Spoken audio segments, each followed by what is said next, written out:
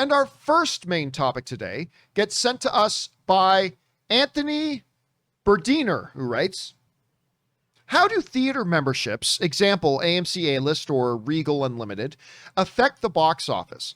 So far this summer, I have seen an average of 5 to 6 movies in the theater for my $25 per month subscription fee. With average ticket prices in my theater running around $9.50, my membership per average movie would be half or less of that, minus AMC's cut. All right, thanks a lot for sending that in, man. And yeah, listen, Anthony, this is a very, very popular question that we have definitely had a number of times over the last couple of years since the prominence of AMC A-List, Regal Unlimited. You know, right before the pandemic, the movie theater industry was going through its biggest metamorphosis change in the century-long history of the industry. They were making the transition from a pay-per-view, a pay-per-play, one ticket, one movie model, which it has been for 100 years, to a monthly subscription model, kind of updating what they were doing and all that kind of stuff. But one of the popular questions that started coming in was, well, wait a minute, hold on one second. How do the studios make any money from this? Because if some guy like Campea has an AMC A-List and he's going to like 3 movies a week or 9, 10 movies a month with it, how on earth is the studio making any money? And that's a completely fair question. And again, Cinemark has their own movie club kind of thing. AMC obviously has their A-List. It's my favorite of them, but Regal has a really great one too with Regal Unlimited. The Alamo Drafthouse has their own version of it as well. And they all basically have a version of it now. So the question becomes, how do they make any money from this? We've talked about this before, but it's worth kind of revisiting now that the theaters are kind of opening up again. So we asked the question, how do studios make money when there's something like AMC A-List? So here's the basic gist of it. So for about $25 a month, you get, well, at least every single movie theater membership has its own little unique rules. We're going to use the example of AMC here for a second though, okay? So for $25 a month for AMC A-List, you get 3 movies per week. So roughly 12 movies a month if you want. I have never maxed my thing out. I've never gotten, that's me, and I've never maxed it out. 3 movies a week is plenty. So you can only do 3 a week. Yeah, up to 3 movies per week, which averages out to about 12 a month or so that you could probably go to. All right, now, what normally happens, as I misspell normally, of course. So normally what happens is, let's, for example, say that you buy a ticket for $10, okay? Let's say you go to a movie theater. Depending on where you live, maybe it's a little cheaper. Depending on where you live, maybe it's a bunch more expensive. But let's just, for argument's sake, normally you buy a movie ticket for $10 to see one movie. Basically what happens is the theaters give roughly 2/3 of that ticket price to the distributor and studio. Okay, so basically, I'm oversimplifying this by 1,000 degrees, but basically, you buy a movie ticket for $10, and certain weekends the studios get bigger cuts. Certain weekends the theaters get bigger cuts. When I was at AMC, they basically informed me that roughly, when it all shakes out, roughly the theaters keep about 1/3. There's a whole bunch of, I keep seeing like these numbers being thrown out by some people, like half. It's basically 1/3, okay? And that comes to me directly from AMC. Anyway, so what that basically means is roughly AMC keeps, $3.33, and roughly they have to send $6.66 off to the distributor, right? So if you're only paying $25 a month and seeing 10 movies, well, that's $2.50 per movie. How does that make the studio any money? All right, this is how it works. Under A-List,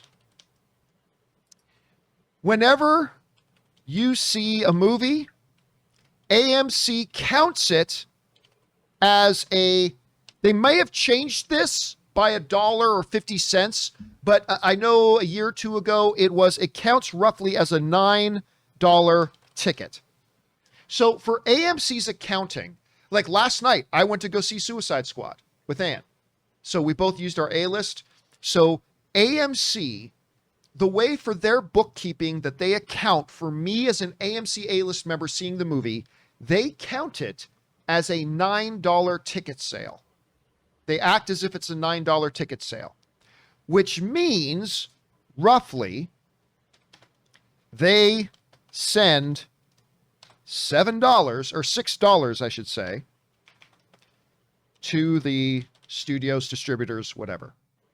So every time I use my AMC A-list, AMC has to pay the theaters or has to pay the distributor, the studios. They have to pay $6 to them every time I use it.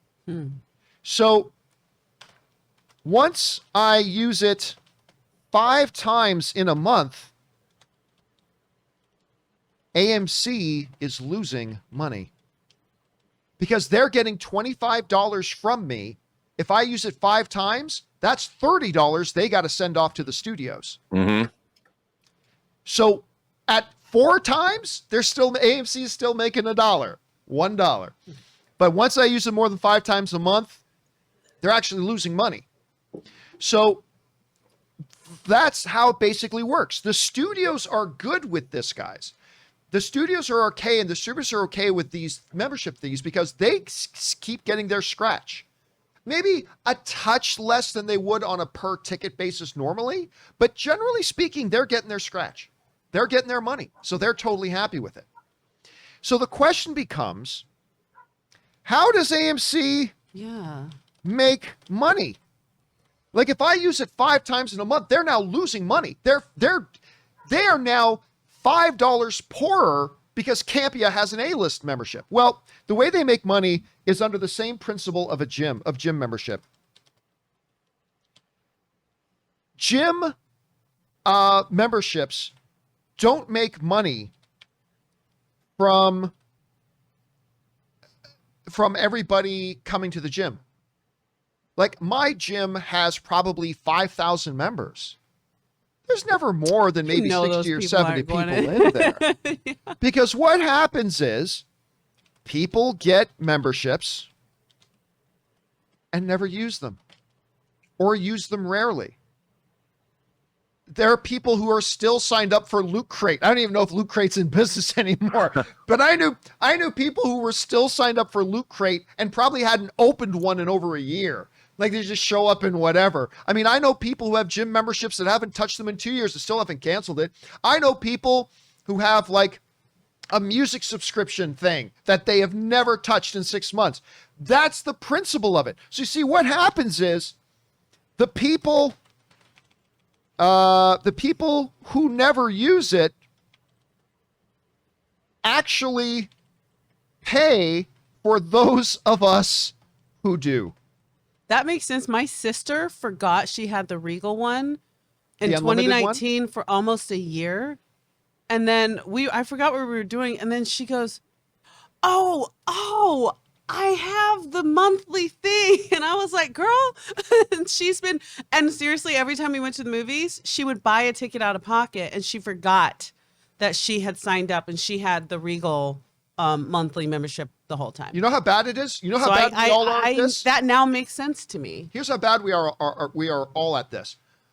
I got an email yesterday. I mean, I get hundreds come in my inbox every day, but I got this one email from like PlayStation. It's like, oh, hey, thanks for your monthly premium.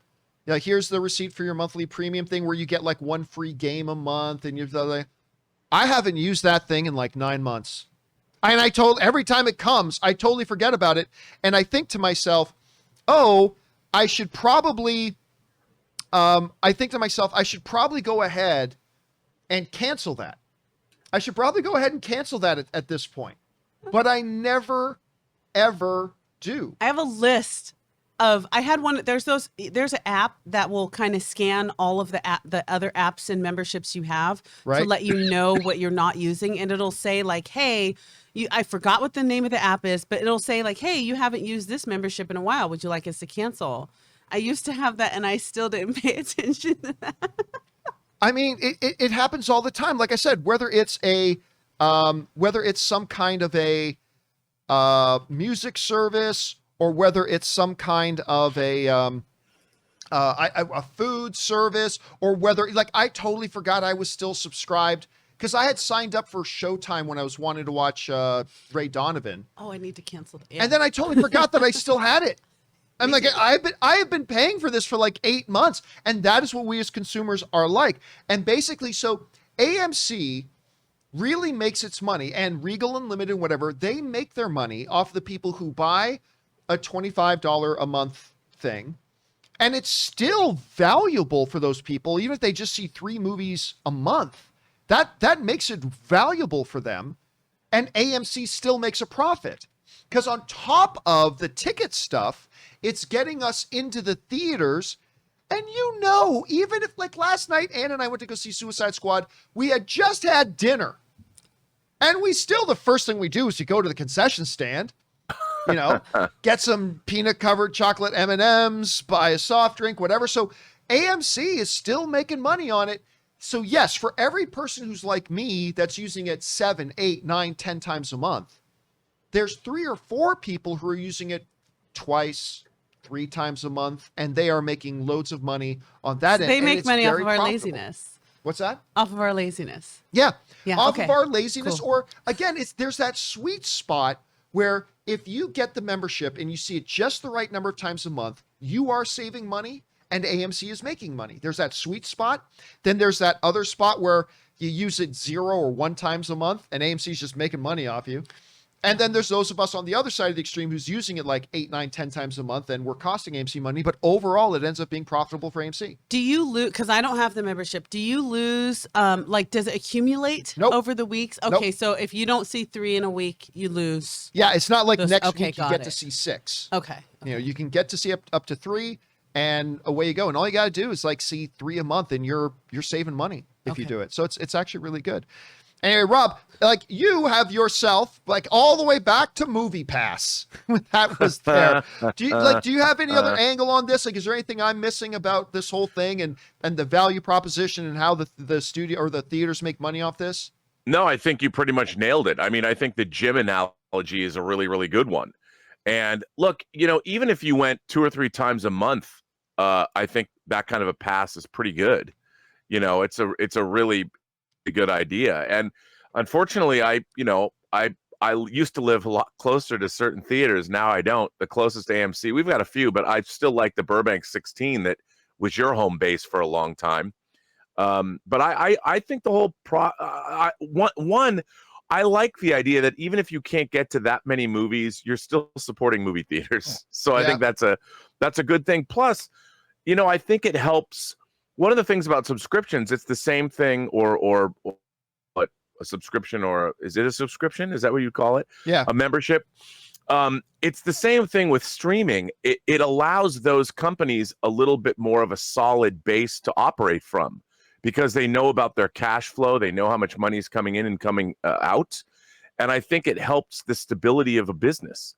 And I think as far as entertainment goes, whether it's a streaming service, that allows the streaming service like Netflix to know how much money they can spend on programming, which is always a good thing.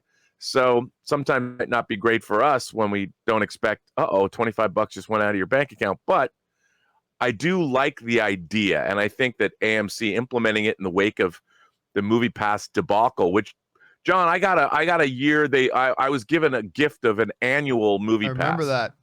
And I knew a few months in, I'm like, this is completely unsustainable. There's no way this can possibly work. And Elizabeth and I had them, and sure enough, I don't think we got 4 or 5 months in before it started having trouble. Yeah, and we all know about that debacle. Anyway, the question is for you guys.